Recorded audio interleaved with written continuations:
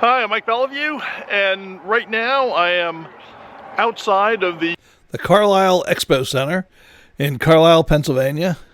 Today is Ground Hogs Day, the 2nd of February, and I'm here for the 18th Century Artisans Show, the 2024 edition.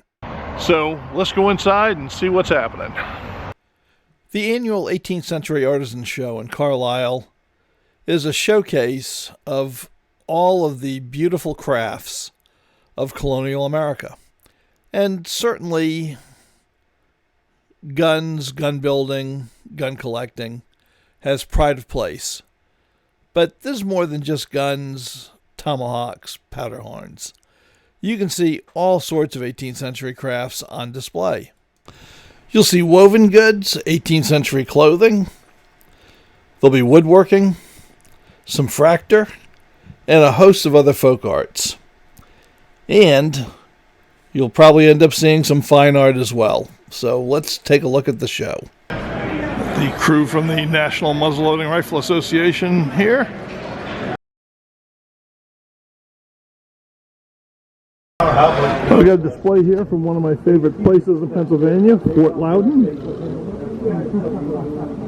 which you'll see me there this summer. We had a lot of good time there. I've been doing a lot of great work there. Buddy. Hey, how's it going, Dan? Yeah. Very nice display.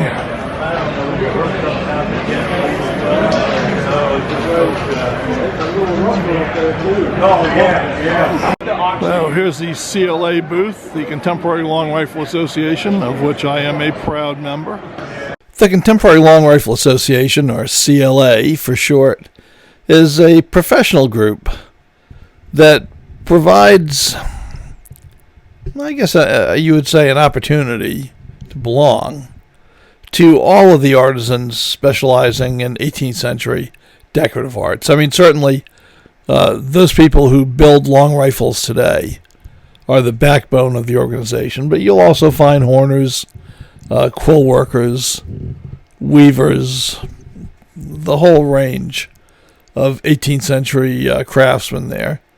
Even humble people like me who just do videos and write a few articles here and there are members of the association. So talking about the NMLRA or the CLA might be useful, but I think it's time to start doing what people want to do at this show. So let's look at some Flintlock rifles.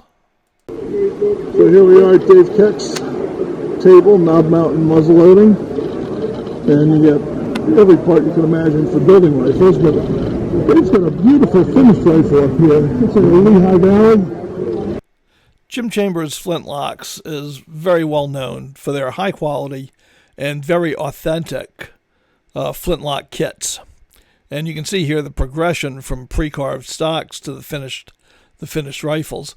But Jim's company is also well known as the manufacturers of Siler locks. And these are probably the most popular locks on the builder's market today. So it's always good to see them represented here at the show.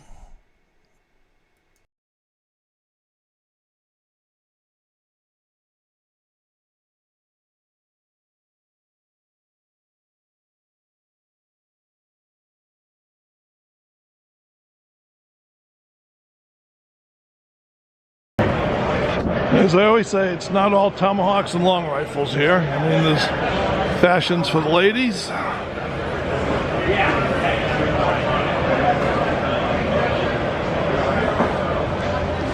And some beautiful sashes here. Hello.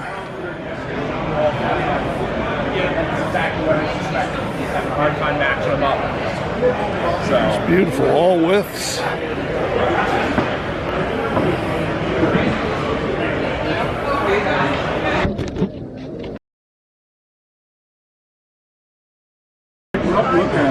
This is the Fluke Brothers table. They carve beautiful antler powder horns, kind of the Central European fashion, and the detail on them is just tremendous. Show you some examples of them. Just absolutely beautiful workmanship.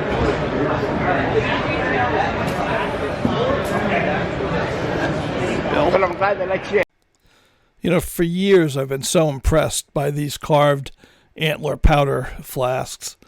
I just never get tired of looking at them.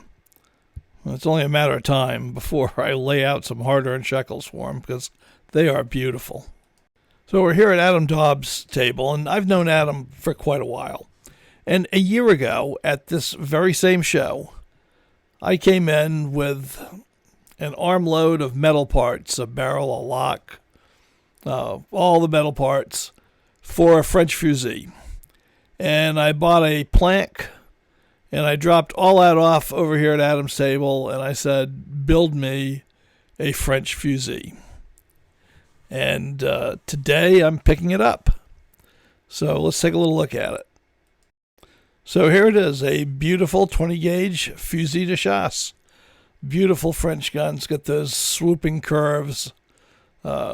Just absolutely gorgeous. I love my English fowling piece, but these French guns are just beautiful. And definitely it's a gun that I wanted to carry. I needed to have one back after breaking the stock on my original fusee. And Adam did just a fantastic job building this gun, so I can't wait to shoot it when the weather gets warmer. Adam is also a well-known knife maker, and I bought this particular knife from Adam, oh golly, probably 4 years ago, and it's a really beautiful scalping type knife with a deer leg bone handle. And I've got to say, this thing holds an edge like nobody's business. It is razor sharp, and it really does some work. So he makes beautiful guns, and he makes beautiful knives. He's a double threat. Here's some beautiful rifles built by Clay Smith. Absolutely outstanding gunsmith. I'm just going to show you a beautiful wheel lock. You don't see these every day, and that is a gorgeous, gorgeous gun.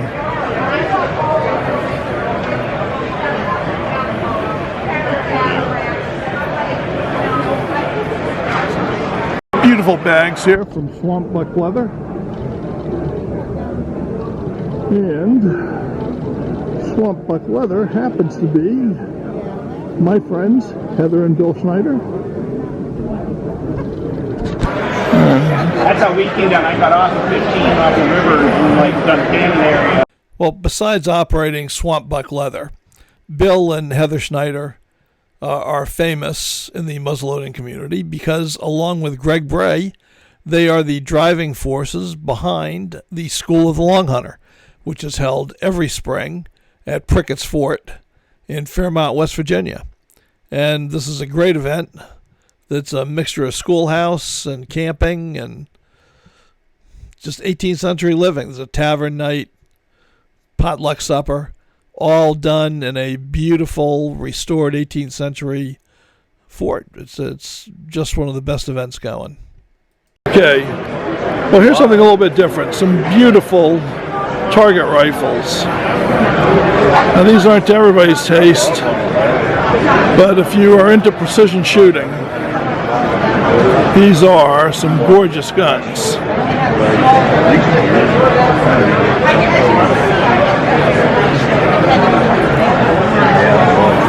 But Mr. D.R. Kelly also does beautiful traditional work. It's just about everything he puts his hands to. It is gorgeous.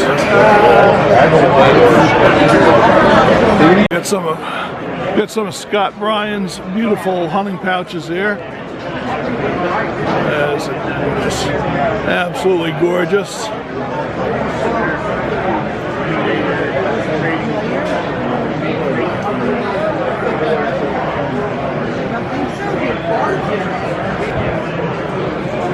So if you wondered what's in a traditional hunting bag, Scott's got a beautiful display here.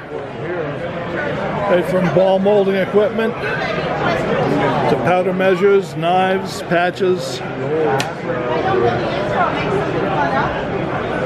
So that's what's in a traditional hunting bag. Now you can build a long rifle without plans, but as somebody who's done it both ways, I'm here to tell you, having full-size plans is a great way to go. Not the double-headed one.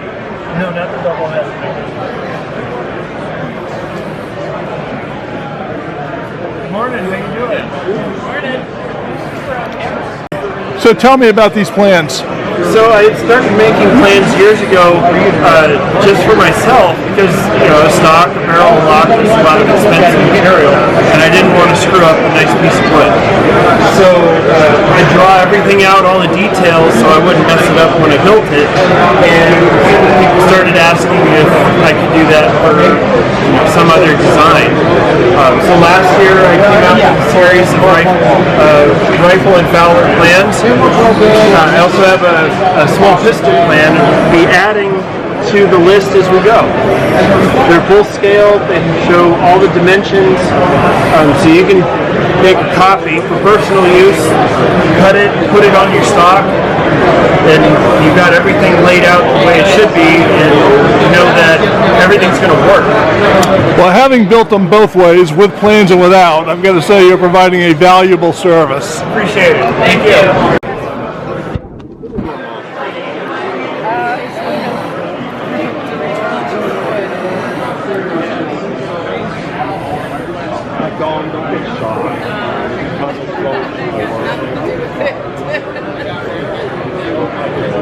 Other than a lot of prayer.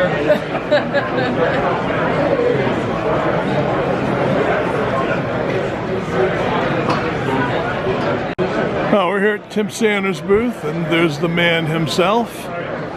Tim makes gorgeous powder horns, and I should know because I've got a couple of them. I love his map horns.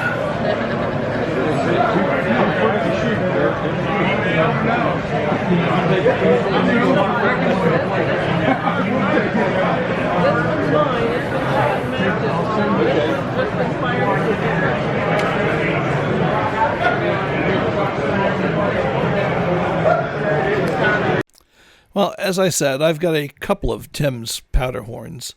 This was the first one I got, and it's a Pennsylvania folk art design, and I just love it. I use this with my early guns, and it holds 2F powder. So I use this with the bigger bores, 54s, 58s, and it's just a gorgeous, very traditional Pennsylvania horn. Now, the second horn that I got from Tim is a map horn, and map horns were very popular in the 18th century, particularly with soldiers, but with other people as well. And this particular horn shows Forbes Road and all the forts on Forbes Road. And I'm a big fan of the Forbes campaign in the French and Indian War, 7 Years' War, whatever you'd like to call it. And I use this horn to hold 3FG powder. And they probably won't be the only Tim Sander horns that I own.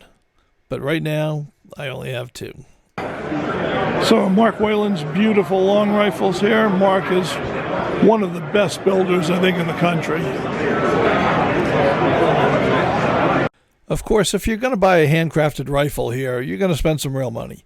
But not everything is prohibitively expensive here. In fact, there are a lot of things that are quite affordable, and the Mummas make some beautiful, authentic 18th century shooting accessories. And I've bought bullet boards from them and powder measures and all sorts of things over the years. And they don't cost a great deal of money, and they're extremely authentic and extremely useful if you like shooting muzzleloaders.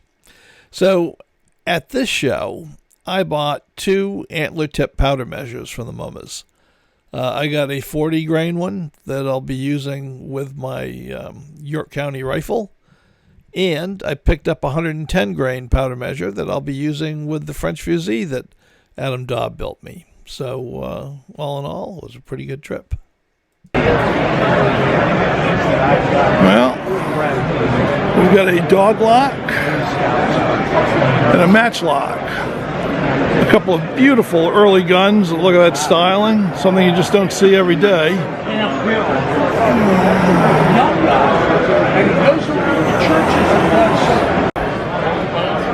Simeon, England. Makes absolutely beautiful tomahawks. Well, there's people that are looking for the quills to do this stuff. Well, that's why I was getting to. Yeah. Well, I'm here at Stephen and Sarah Miller's table, and they're a husband and wife pair that complement each other very well. Stephen makes beautiful guns, as you can see, and Sarah makes some wonderful bags to go with them. And over the years, I've bought a couple of her bags. I have to say that they are absolutely top-notch.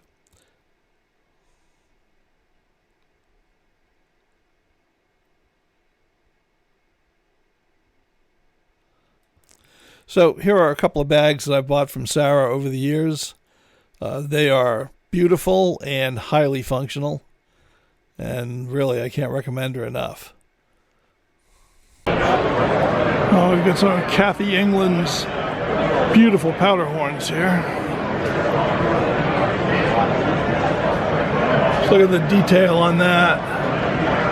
Isn't that gorgeous?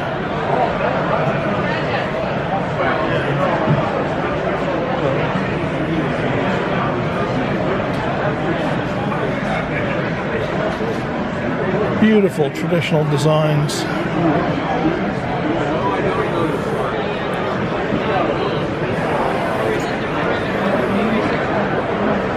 This is Chris Polizzi's table. Chris is very well known for her hand-woven straps. And you'll find them on fine powder horns everywhere, but she does excellent work. And that's her husband, Jerry, in the background. Well, I'm here at the Cabin Creek muzzleloading table. Brad and Shane Emig, absolutely phenomenal builders. This is a copy of the Mark Silver rifle. And there are lots of great builders. I would have trouble recommending one. But if you asked me who to go to get a gun made in the absolutely most traditional 18th century manner, I would send you to Cabin Creek, where they can build a gun right down to making the lock, forging the barrel by hand out of wrought iron, and making all of the brass hardware, sand casting it themselves, doing the whole bit. They are the real deal, and their guns are truly phenomenal. A beautiful detailed horn from John DeWald. See that wonderful detail work.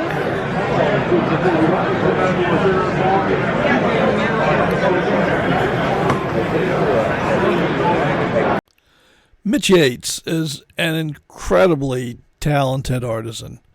Not only is he a wonderful gun maker, and he is one of the absolute best, but he's also a great traditional silversmith.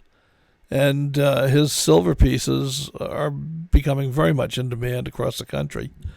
So if you're looking for 18th century silver or an 18th century rifle, he can hook you up either way and do a job that you'll really be proud of. This is Officer's Gorget's. Just some beautiful work, all hand engraved, hand stamped.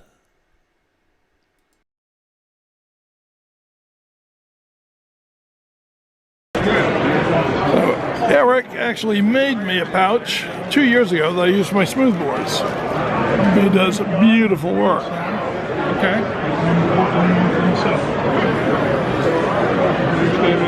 I am. So this is the double bag that Eric made for me. It's actually two pouches, essentially, put together. Though they're not bulky, these are narrow pouches. But the back pouch holds tools and accoutrements and things like that. And the front pouch holds balls and wadding, not in a bag. So you can just reach in, grab a ball, and drop it down your muzzle with some wadding on top of it, and off you go. And that's a very traditional way of loading guns and of organizing a bag, very 18th century, and I use it with my English fowling piece. And it's a great bag. I absolutely love it. So if you're looking for a really good shotgun bag, Eric can make you one. I'm here at Ken Gahagan's table, And Ken is very well known for his beautiful club butt fowlers. And you can see some fine examples right here.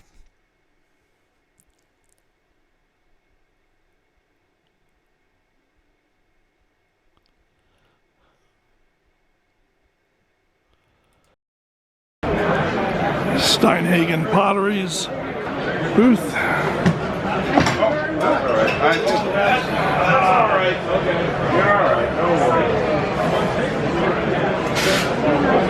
And they just make some beautiful stuff.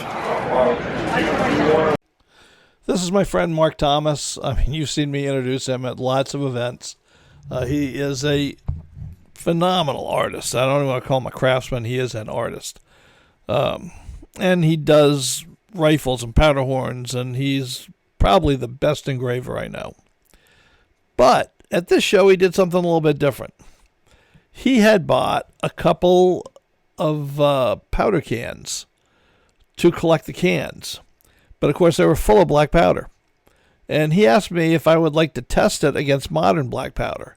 And of course, I jumped at that chance. So I had to empty the cans out and put them into modern containers and label them and give him the cans back for his collection. But I've got this powder. I've got a can of Hazard and a can of DuPont.